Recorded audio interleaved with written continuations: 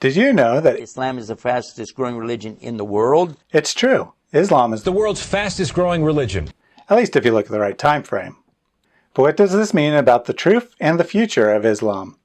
The answer may surprise you, so stay tuned as I examine why Islam is the most and fastest growing religion.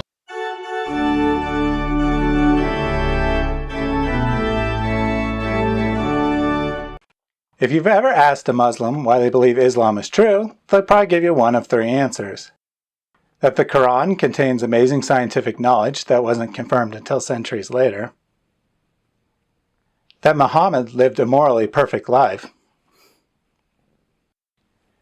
Or that the fastest growing religion in the world is Islam. While the first two are obviously false, the third is at least nominally true. But what does it mean if Islam is the world's fastest growing religion? First, a quick note.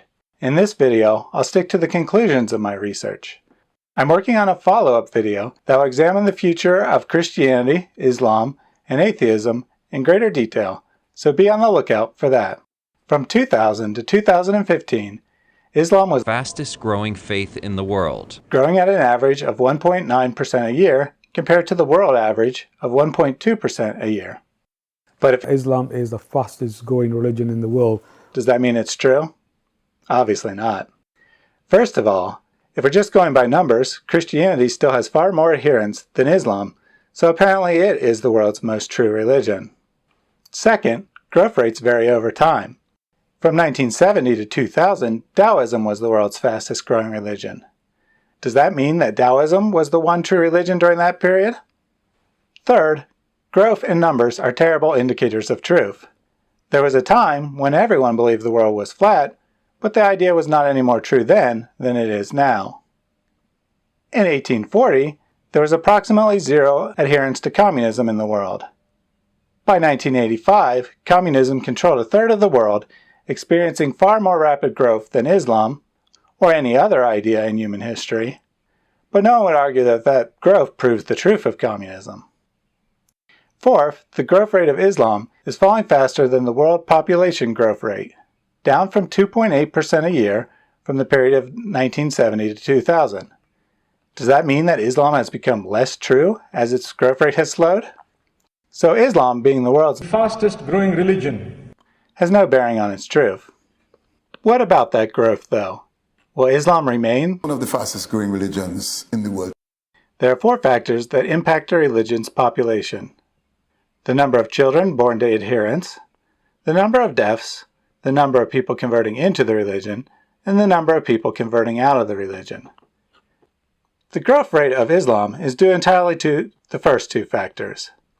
Muslim women on average have more children, and the population is younger than the world average, meaning there are currently less deaths. The latter is obviously not a permanent feature of Islam. And the birth rate of Muslim women is falling as well. Soon it may match the world average, negating any advantage Islam has in that category. As far as conversions go, Islam has a big apostasy problem. Well-known Sheikh and Islamic teacher Bilal Phillips explains, if we don't take constructive steps to deal with this, it is going to become an avalanche, a tsunami that is going to hit our community in such a way that we will have a very difficult time standing. It will knock us over. You heard that right. There's an avalanche, a tsunami of apostasy, on the brink of knocking Islam over. The data in countries with religious freedom agrees. For example, in the United States, 31% of children born to Muslim families end up leaving the religion in their adulthood, more than double the apostasy rate experienced in Christianity. And the story is similar in Europe and everywhere else with religious freedom. But don't take my word for it. Let's listen to what the well-known Mufti Menk has to say on the matter. As much as we say Islam is the fastest growing religion in the globe, I want to tell you something that I've studied. Okay. It's the religion with the large number of defectors, the largest number of defectors. That can't be right. Let's listen again. It's the religion with the large number of defectors, the largest number of defectors. Nope, we heard him right. He really is saying that Islam has the highest apostasy rate of any religion, and apparently he should know, since he says he studied the matter carefully. But the biggest problem for Islam isn't apostasy, but rather the number of converts it attracts. I looked at 20 years of survey data in the United States and found that out of over 20,000 people raised as Christians, just 20 had converted to Islam. Not 20%, or even 2%, just 20 people. That's 0.1%. European data shows a very similar pattern, with around 0.1% of people raised as Christians converting to Islam.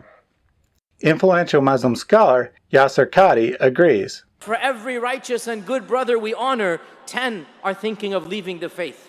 Do realize that MSAs are alhamdulillah flourishing, but for every person who comes for Jumu'ah, at least 3 or 4 are simply not caring about Islam. For every person that comes, at least 5 or 6 are even doubting the faith. You heard that right. For every one convert, there are 5 or 6 Muslims on the verge of apostasy. Other Muslim leaders agree, lamenting how most converts never become active in Islam at all, or leave within a few years.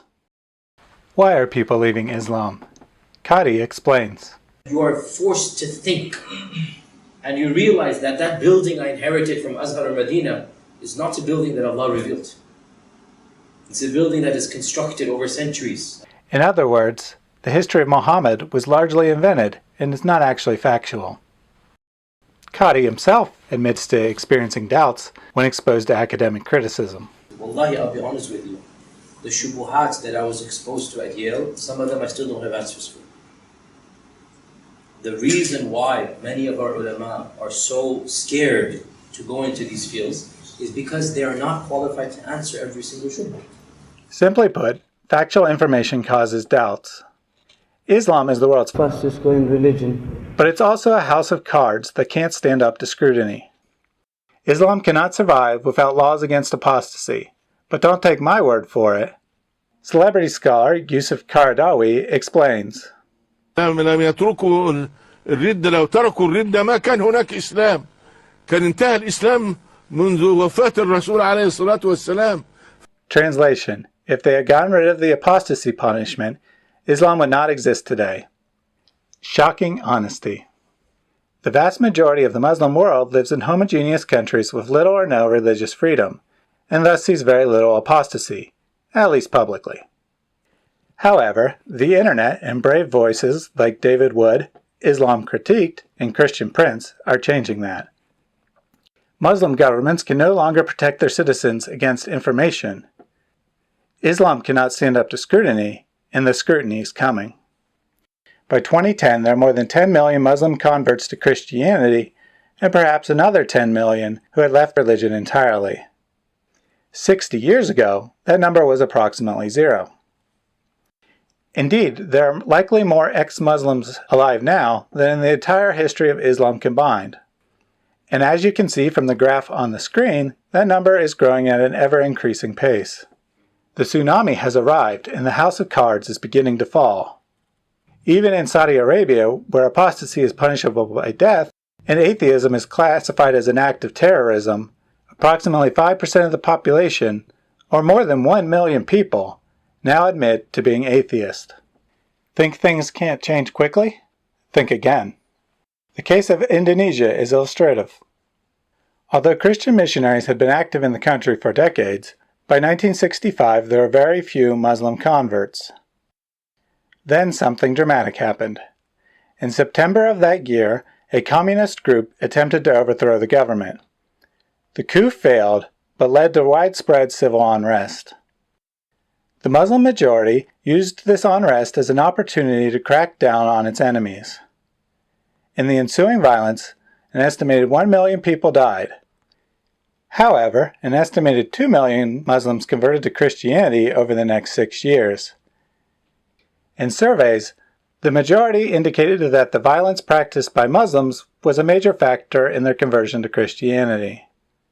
Indonesia has continued to see significant apostasy since then, and is now home to more than half the world's ex-Muslims. Could something similar be happening today?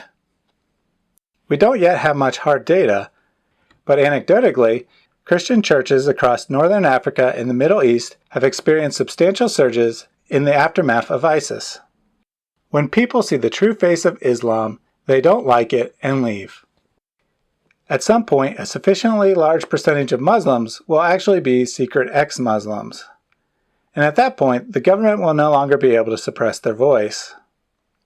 When religious freedom arrives, Islam cannot survive.